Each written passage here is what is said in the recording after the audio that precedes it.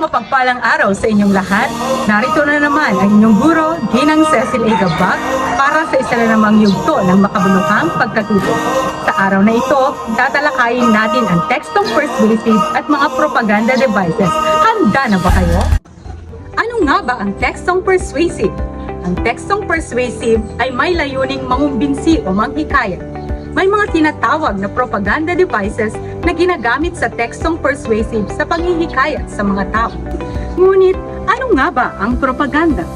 Ang propaganda ay isang uri ng patalastas na may layuning maimpluwensyahan ang asal ng tao o pamayanan. Halina at isa-isahin natin ang mga propaganda devices. Una, ang name calling. Ito ay mapanirang taguri o pag-iinsulto sa isang produkto o kalaban sa negosyo at katunggaling politiko upang hindi tangkilikin ng mamamayan. Halimbawa, patalastas ng isang sabong panlaba. Makikita sa larawan na itinatago ang pangalan ng sabon sa katawagang brand X na hindi nakakaputi at nakakatanggal ng mansa. Iyan ang tinatawag na name calling. Ikalawa, ang glittering generalities. Ito ay paggamit ng mga pahayag na pumupuri sa isang produkto. Gumagamit ng mga magagandang salita o pahayag na nakasisilaw upang mahikayat ang mga mambabasa. Gumagamit ito ng mga magagandang salita tungkol sa produkto na nakasisilaw upang mahikayat ang mga mambabasa na tangkilikin ang produkto.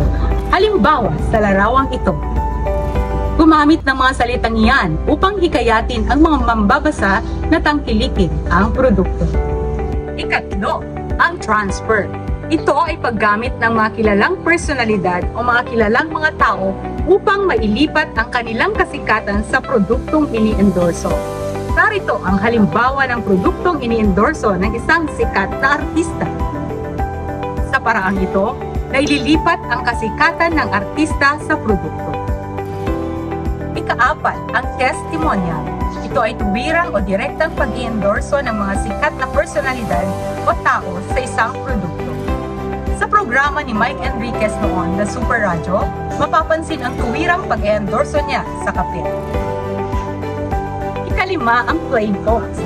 Ito ay karaniwang ginagamit sa pangangampanya at mga komersyal kung saan pinalalabas ng ordinaryong tao ang isang sikat o kilalang tao na humihikayat sa mga botante o tangkilikin ang isang produkto. Kilala niyo ba kung sino ang mga nasa advertisement ito? Ika-anim, ang card stocking. Inilalahad dito ang lahat ng magagandang katangian ng isang produkto at hindi ang masama nitong epekto sa mga tatangki. Halimbawa na lamang ang Betsin. Alam naman natin na ang Betsin ay isang produktong pampasarap ng pagkain, ngunit hindi sinasabi ang masasamang epekto nito sa kalusugan. At ang panghuli, ang bandwagon. Ito ay panghihikayat na nagsasabi na ang lahat ay gumagamit o tumatangkilik na maliban sa hinihikayat. Kaya kailangan na rin gumamit ng taong hinihimo dahil mapag-iiwanan na sila. At ito ang mga propaganda devices. Muli, ito si Ginang Cecil A. Gabag. Hanggang sa muli, paalam!